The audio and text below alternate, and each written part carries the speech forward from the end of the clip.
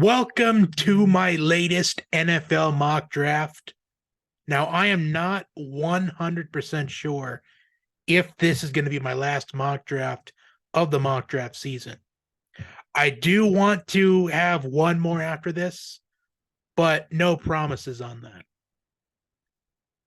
But we are now in the single digits as far as days until draft night.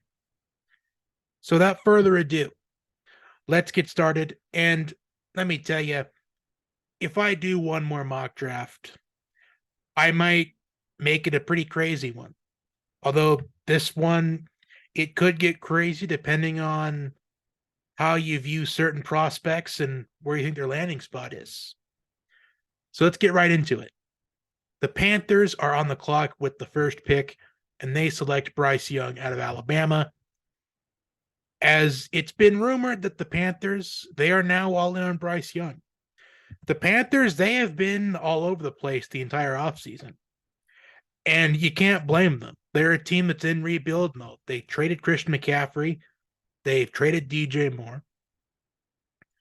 They fired Matt Rule. They bring in Frank Reich. Frank Reich, it appears that he is drawn to CJ Stroud.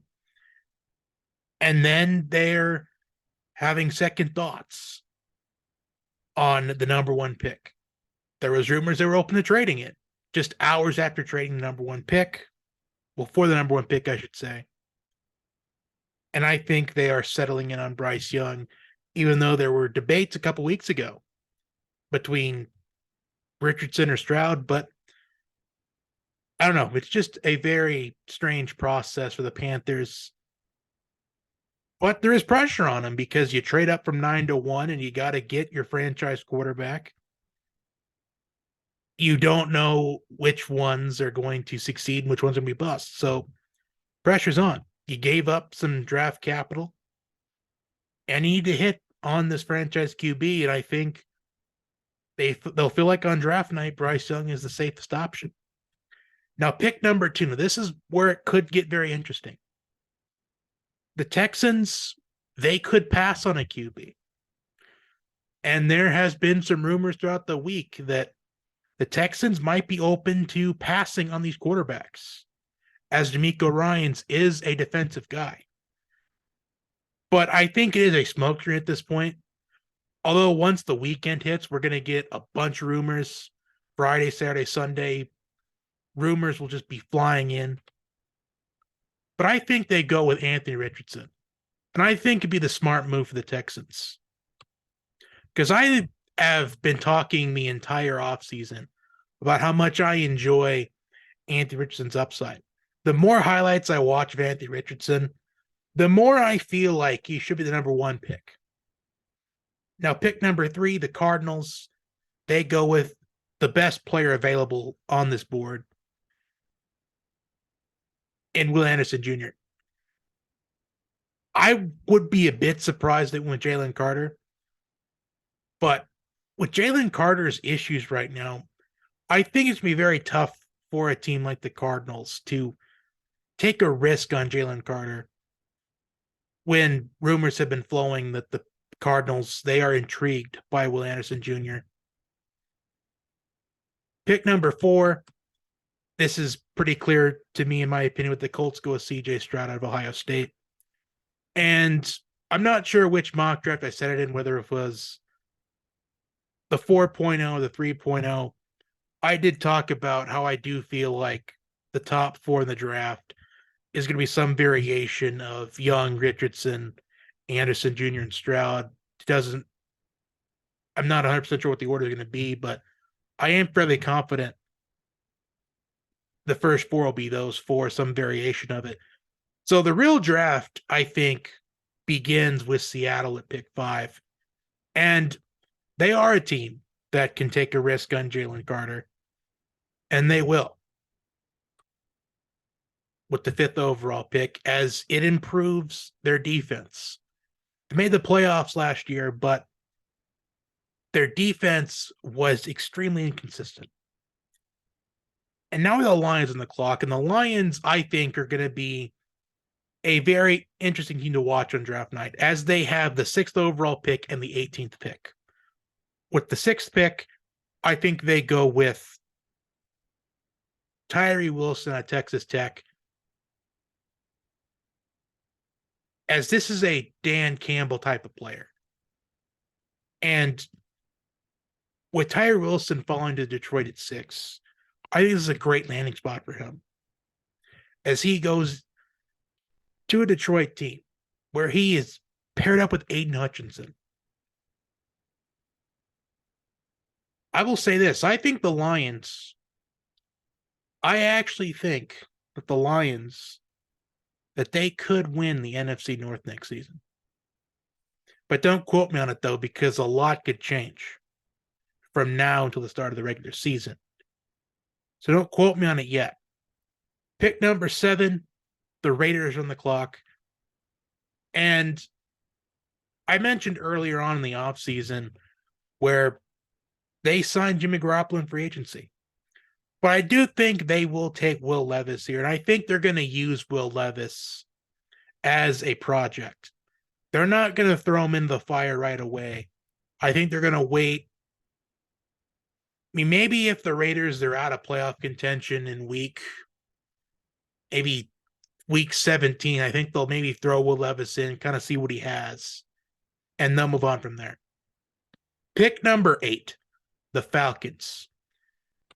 Now, I think they could be a very intriguing team to watch as far as a team that could potentially trade down. Now, at pick 8 last year, they took Drake London. Now that the 8th pick again. So there's a decision here for the Falcons. For some reason, the betting odds have the Falcons taking Bijan Robinson, which I am not sold on at all. In fact, I get that Bijan Robinson is supposed to be this generational type of prospect, but there's more needs. Plus, the Falcons just drafted Tyler Algier last year, and I get Cordell Patterson is getting up there in age. But I feel like the Falcons, it'd be more in their best interest to maybe draft Jahmyr Gibbs in round 2, as I highly believe Jahmyr Gibbs will be available when it goes back to him round 2. A good pick could be taking one of the corners to pair up with AJ Terrell. But they need to get pressure on the quarterback, and I have been preaching this the entire offseason. So they go with Nolan Smith. And I have had Nolan Smith slated to the Falcons at 8 for a while. 1, because he's a very intense player. 2, a Georgia kid. 3, has that championship mentality that the Falcons need. Pick number 9, the Bears. I think they go with Peter Skoronski out of Northwestern. As Peter Skoronski, in my opinion, is the best tackle in this draft class. And I am really surprised when I see mock drafts have Skoronski falling to the late 20s. The Eagles have the 10th and 30th pick in this draft. Now, I have interacted with a certain Eagles fan who really wants them to trade down and get Bijan Robinson.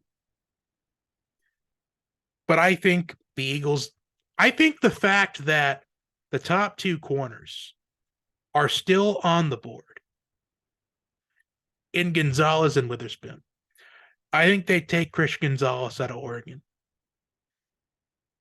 Pair him up with Darius Slay as he is getting up there in age. The Eagles secondary got cooked in the Super Bowl, especially in the second half. Pick number 11, the Titans. I have them going with Broderick Jones out of Georgia. Now, a lot of people are saying Paris Johnson Jr. is better, but I personally think Broderick Jones is better in the long run. I just feel like with Broderick Jones having that championship mentality, and Ohio State, they're a very consistent team as well, but Ohio State has not won the national championship since 2014. Pick number 12, the Texans are back on the clock. And I think that the Texans, I think they could go with an edge rusher here. I think they could go with Lucas Van Ness or even Miles Murphy. But I think the fact that the Texans have their first pick of the wide receivers and they have just drafted Anthony Richardson, I think they don't let this opportunity go and they take Jackson Smith and Jigba out of Ohio State. As much as D'Amico Ryans is a defensive guy at heart, the fact that you have gotten Anthony Richardson, the quarterback perhaps with the most upside, pair him up with Jackson Smith and Jigba, who I feel like if it weren't for injuries this past season, I think he could have had a phenomenal season. In fact, I know that he would have. And I think Ohio State would have won the national championship last year if and Jigba did not have to miss the entire season, pretty much. But the Texans, good draft for them this mock, getting Richardson and Smith and Jigba. Next up, we have the Jets. And I think they go with Darnell Wright out of Tennessee. Darnell Wright has gotten a lot of buzz, and the Jets, they got to upgrade their O-line a little bit. Now, the Patriots are at pick 14, and last year, the Patriots completely, really pulled the rug out from underneath us when they drafted Cole Strange.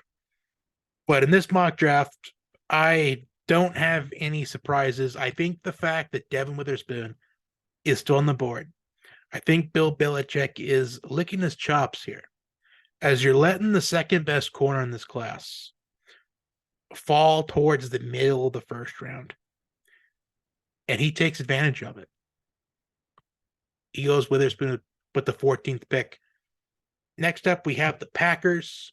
And I have seen the Packers in some mock drafts taking a tight end, whether it's Dalton Kincaid or Michael Mayer. But I think the Packers, I think they go wide receiver. I think they go Jordan Addison to pair up with Christian Watson, a rising star in the league, as Alan Lazard left the Jets in free agency. So they get Jordan Addison to pair up with the young Christian Watson, as you're giving more than likely Jordan Love another target. Pick number 16, the Commanders. I think they go with Deontay Banks out of Maryland. The Commanders, they address their biggest need, and they go secondary. Next up, the Steelers at pick 17. Now, this situation, I think it could scream Joey Porter Jr., but I actually think they go offensive line. I think they go Paris Johnson Jr. out of Ohio State. And it would only make sense for them to go offensive tackle. I get that the Steelers, I get that they're notorious for going defense in the first round. But when you've got a young up-and-coming running back like Najee Harris, which I think a big reason why the Steelers weren't successful this past season was not only Matt Canada, but a lack of offensive line. And they did decrease Najee Harris's workload, which I think Najee Harris will have a bounce-back season. I would not be shocked if Najee was a top 3 rusher in the league next year. Pick number 18, the Lions with their second first-round pick, and they go with Joey Porter Jr., as they just traded Jeff Okudah to the Falcons for pretty much nothing, a 5th-round pick, and now they look to have things work and find a lockdown corner, and I think that's going to be Joey Porter. Pick number 19, the Buccaneers. I have been going with Lucas Van Ness out of Iowa. Although I could see the pick maybe being Anton Harrison, but I am ultimately going to go with Lucas Van Ness. Pick number 20. Now, this pick could surprise people. This could be a very controversial pick. But I think the Seahawks go with Zay Flowers out of Boston College. When I look at Zay Flowers highlights, I think that this is a guy that could potentially be a future top, maybe 15 receiver in the league pretty easily. And I say 15 because you got to really give him more space. As a lot of the best receivers in the league are young receivers. And Tyler Lockett's getting up there in age. DK Metcalf was unhappy with Seattle at the end of the 21 season. There were rumors at one point that DK Metcalf could get traded. Pick number 21. Now, this pick may surprise people as well, but I have the Chargers go with Michael Mayer out of Notre Dame. And I think when you have a quarterback like Justin Herbert, getting him a big target like Michael Mayer, and Michael Mayer has gotten a lot of hype as the first tight end being taken off the board. And this would be a massive, massive grab here for the Chargers. Pick number 22, the Ravens. I have them going with Quentin Johnston out of TCU. And this is probably the ideal range where Quentin Johnston will fall on draft night. And this is pretty simple. You get Lamar Jackson a weapon, someone to throw to. Rashad Bateman, hopefully he comes back from injury. Hopefully he plays a full season, as Rashad Bateman is a guy that I really want to root for in the league, as he had a lot of potential in my eyes when he was at Minnesota. Devin Duvernay, he may or may not get more opportunities in 2023. But pick 23, the Vikings, I have them beefing up their defense. Have them go with Kalijah Kancey out of Pittsburgh. Now, Kalijah Kancey, I've talked about, he's a guy that stuck out to me at the Combine. But I think to most people, his stock is falling a bit. But I think 23 to the Vikings, I think it's pretty appropriate. Pick 24, the Jaguars. They never really replaced Jalen Ramsey, so I think they go corner. I think they go with Cam Smith. I think it'd be a surprising pick, but when you think about it, I don't think it really should be that surprising. They could go off offensive tackle, but I think they find really another chance at trying to replace Jalen Ramsey. Pick 25, the Giants, I have them going with another surprise pick here as well, but John Michael Schmitz out of Minnesota. And this is a typical blue-collar guy, Big Ten offensive lineman. Now, there are at least maybe 3 or 4 random picks in the first round that nobody expects. And I think John Michael Schmitz, I think he's potentially going to be one of them. Pick number 26. Surprise pick here as well. But I think the Cowboys go with Darnell Washington out of Georgia. I think they take Darnell Washington over Dalton Kincaid.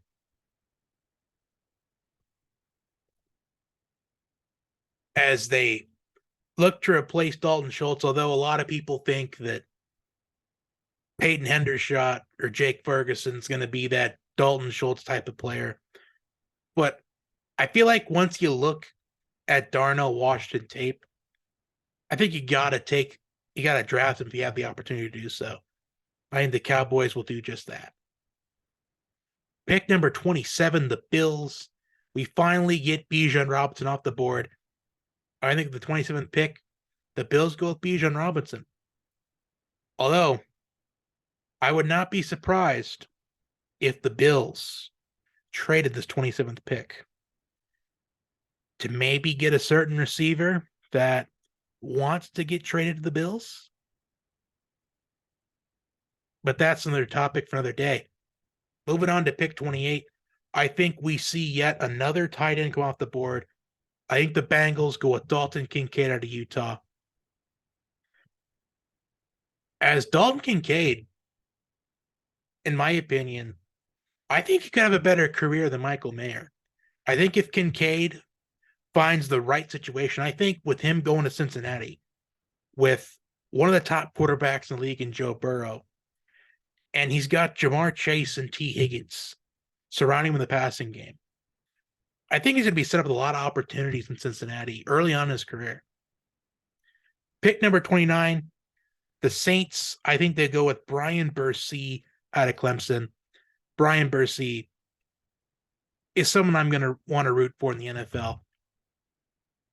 And I think this would be a perfect fit for him in New Orleans. As I have seen, early on in the mock draft process, I had Brian Bursey as a potential top 10 pick, but I've seen him go to the 20s, out of the first round completely, early second round. But I like Brian Bursey at 29 to the Saints. Pick number 30, the Eagles. They get a massive steal here, in my opinion, and that is Miles Murphy. So we got two Clemson defensive guys going back to back. And to end the first round, the Chiefs, the Super Bowl champions, I have been going with Adetonomwa Adobawar. And I probably pronounced his name wrong, but another guy that stuck out to me at the NFL Combine. A guy that really flew under the radar, and I think he'll be one of the picks in the first round. I do not think he makes it out. Yeah, I do not think he makes it to round 2. That's the bold prediction there.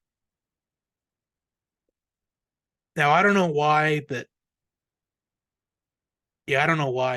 they have the Steelers' second round pick here, but I think they would go corner in this situation. I think they go with Clark Phillips or Keely Ringo. But that will do it for my latest NFL mock draft. Again, I'm not sure if this will be the last one or not. I'm not going to promise anything, but if I do have one last mock draft, expect it on Monday or Tuesday. So that is all I have. Comment your thoughts down below. Like, share, comment, and subscribe. Until next time, have a wonderful day.